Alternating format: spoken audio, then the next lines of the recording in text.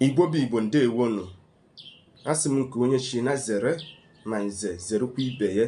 Nkụzi a bụ maka mmadụ niile, mana ọ kachasị mkpa na ụmụ nwoke anyị. Ọ bụ na ịbụ nwoke na ị na-enotis na ị na-enwe low sperm count maọbụ na di gị na-agabiga ihe dị otu a, biko mere m ihe ndị a m ji agụsị ọ ga-agazi. Nke mbụ, jee wetara m pure honey, mmanụ aṅụ. Weta m mmanụ aṅụ emis anything.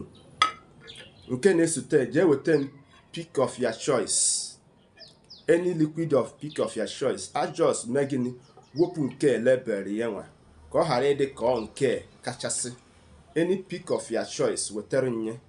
Nke ikpete maazị, jee weta m akwa.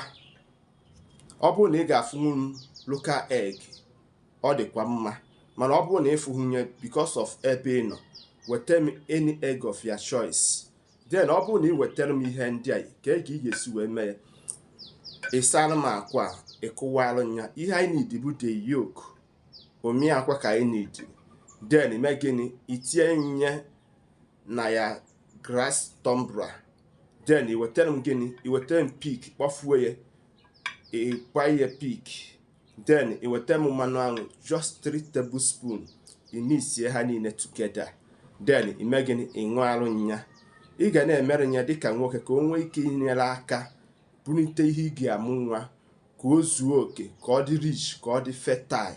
Na-emere ya ọ bụ pekata mpe na bụ nọ twice in a week or 3 times in a week. Mere ya 1 week, 2 weeks, get to 1 month. Then n'aka nke ọzọ bụ na you can stay away from mmekọ nwoke na nwaanyị for complete 1 month ha ị na-emere nye. Then abanyezie the last chance, enwere ike ọ bụrụ oge nwunye gị nọ na nsọ. Then ọ bazie na ovide, nwanne m banye other room ka ị pịawa net. Ị ga-abịa na my comment mee gịnị, bịa gwa m ihe ịfụ. Anyị ga-aba na practical aspect of it ka unu fụ ka ya bụ ihe si wee batakwu na nke ikpeazụ a. Biko nyere aka gbasa ozi a ka o nwee ike iru ụmụnne anyị ntị. Ka anyị banye na the practical. This is all we needed for the practical aspect of it. This is our grass tumbler. Then you bring just 1 egg. You wash it. You wash it. You wash it with water. Then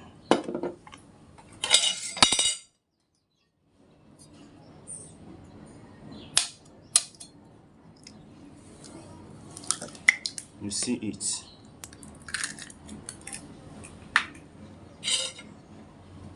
Then we mix it. You can see it. Have you seen our mixture? The raw egg. Then this is our pure honey. We just take it.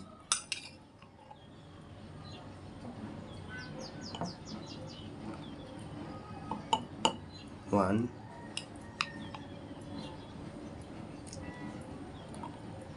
2,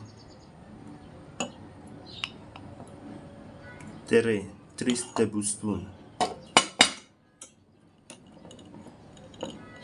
Then you mix it. You can see it. You mix it very well. Maybe you see the mixture with honey. Then this is our peak. We open our peak. Ihe ọbụla anyị na-eme, anyị na-like ka anyị mee gịnị, ka anyị mee practical, so that you will see it and do it by yourself. We pour our peak. Shall you see it? Then we mix everything together. You can do it and serve your husband to take. At least last thing before you can go to bed. So, you see it. You see our mission. Okay, if you go our mission, this mission will increase your sperm quality, ka ọ dị rich, ka ọ dị fertile, ka ị nwee ike ịtụwa nwaanyị ime. Cheta ihe nkọwara bụ na ọ bụrụ na ị ma na ihe iji amụ nwa ezughị oke na ị na-enwe low sperm count, try this combo ị ga-afụ na ọ ga-agasị ka unu fụ na a na-aṅụ ya bụ ihe aṅụ. Stay tuned. After you have mixed ya bụ ihe ime gịnị?